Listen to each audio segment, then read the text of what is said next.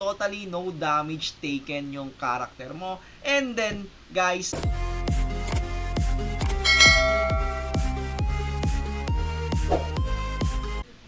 okay guys, this is 500 plays again. So, pag-uusapan natin ang about sa Arbalist build mga idol. No? Second build ng Arbalist is the untouchable build mga bossing. So, take note guys sa mga sa mga stats and mga key points na sasabihin at i-explain natin. So, kung ito yung prepared build mo, let's go na mga idol. So, tapusin mo yung video. So, bago ang lahat, kung hindi ka pa nakakapag-subscribe pa 500, mag-subscribe na kayo mga idol para lagi kayong updated. And road to 1K subscribers na tayo mga idol. So, tulungan nyo po ako na maabot natin ang ating 1K subscribers. So, thank you so much in advance mga idol. So, huwag natin patagaling, umpisa na natin mga bossing. Okay? Kung sinabing EVA is everything, no? EVA kasi, once na may EVA ka at hindi siya tumama sa'yo, totally no damage taken yung character mo. And then, guys, pag mataas yung EVA mo, hindi ka ma-dev success, hindi ka ma-dev sack or ma-debuff, hindi ka rin idol, hindi ka rin maki-KD. So, overall talaga ang EVA. Kaya ganun na lang talaga siya kahirap pataasin mga bossing. So like ni 500 na pataas natin yung yung EVA niya. So kulang pa yon, nakukulangan pa ako dun. So kailangan pa natin pataasin. So back to na tayo discussion, no. And then after ng EVA build, meron tayong tinatawag na AQ, 'di ba? AQ stats na kailangan. So kung may EVA ka, dapat may AQ ka. Kasi why I recommend na may AQ ka? Kasi kung makakatapat ka ng same EVA build ng character mo, hindi ka tatama. Ang mangyayari, wala. Hindi kayo magkakatama, hindi kayo magkakapatay. So, magkakasawaan lang kayo mga idol. You know? So, and then, kailangan mo rin ng crit EVA. So, paano naman kung makakaano ka mga bossing? Kung makakatapat ka naman ng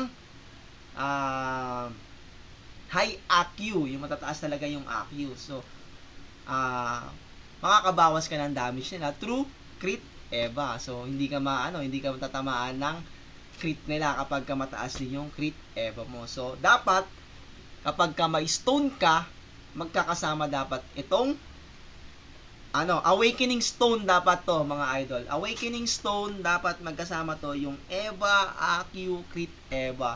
So, kung wala kayong Awakening Stone na magkasama to, any stone, okay lang. Basta magkasama tong tatlong to, EVA, AQ, and crit EVA.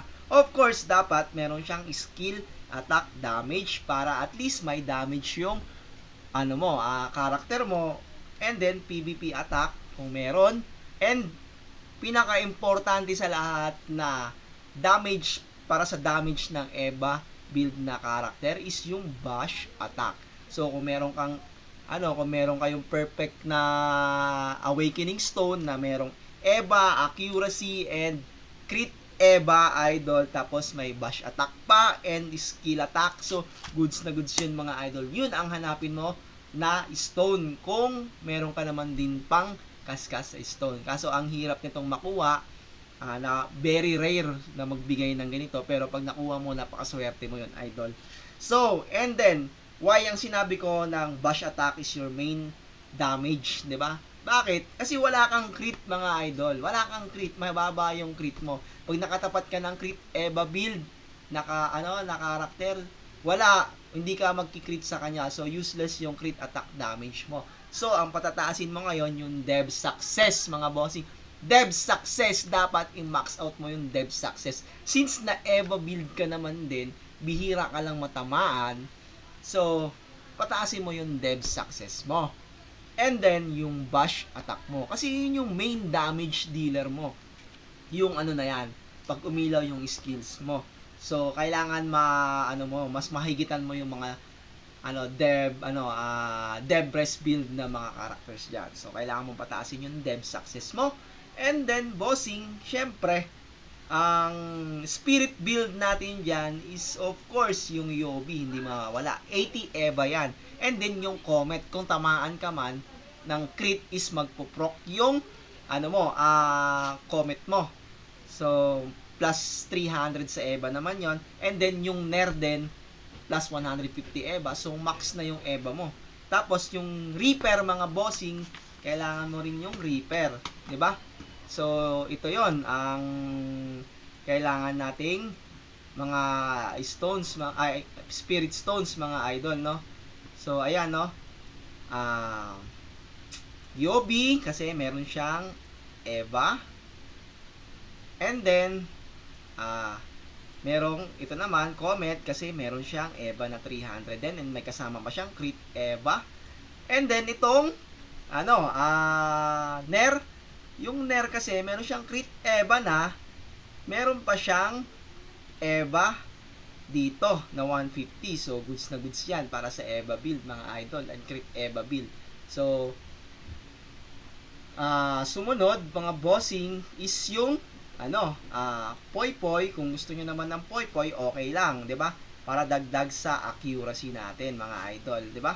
So, kailangan natin ng accuracy para tumama. So, pwede mong gamitin tong Poy Poy kasi kapag ka meron kayong kalaban na EVA build, no? And then, meron kayong all attack damage boost. So, bukod dyan, meron ding pwedeng itong Reaper dahil sa bash attack niya, and then sa additional crit para at least kahit papano mag-crit kayo ng paunti-unti. So, tsambahan kung magki-crit ka sa mga crit EVA. Pero marami naman diyang mabababa ang crit EVA. So, may chance pa rin na mag-crit kayo tapos papatong dun sa bash attack ninyo. So, malakas yung damage ng mga idol. And then, kung halimbawa, kung ayaw mo naman ito, pwede ka dito sa sa tawag nito, pwede kayo rito sa ito, yung Flame Horn. Kasi yung Flame Horn, nagbibigay din siya ng crit EVA na 100, mga idol. And then, may yung Dev Success para laging mag-proc yung bash attack natin. So, yan lang ang sa tingin kong mas useful na spirit para sa crit sa EVA build or untouchable build ng na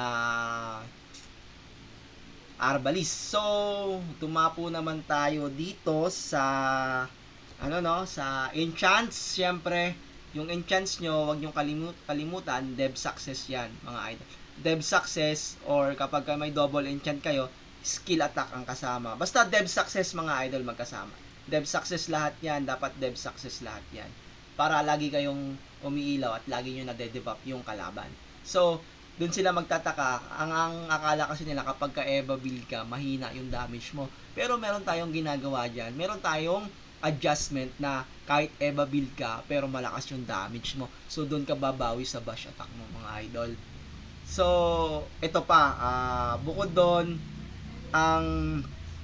syempre, patataasin mo yung codex. Nakukuha naman sa codex yung EVA. So, and then sa, kung halimbawa, level 140 kayo, nandito naman yan sa tinatawag natin sa secondary. Yan, yung mga stones mo. Dapat yung stone mo, idol, magkanito.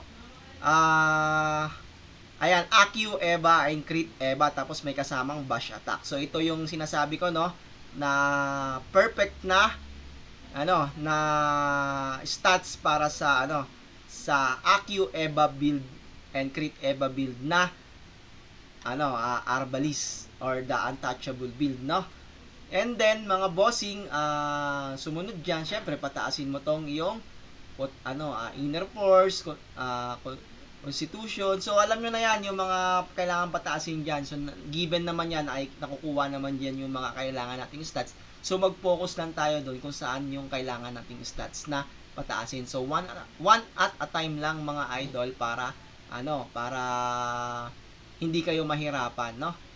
So, sumunod doon, wala na rin naman na akong masasabi tungkol dyan sa EVA build na yan. So, kung halimbawa, ang pros naman neto, not easy to kill. So, fun to play siya, mga idol. Yung cons naman is a bit low in damage, but fun to play, no? So, nakakatuwang laruin to kasi nakakatuwa talaga makita yung nag-i-struggle yung mga kalaban nyo, nag-iipon-ipon sila, tapos hindi ka nila mapatay-patay, tapos hindi sila tumatama. So, mapoprostrate lang yung mga kalaban nyo, mga idol. So, yun lang, mga idol. Maraming salamat sa panonood sa ating tutorial. And then, sana nag-enjoy kayo at may natutunan kayo sa ginawa nating video na to. So, thank you so much mga idol. Mag-ingat kayo. God bless and Godspeed. Okay.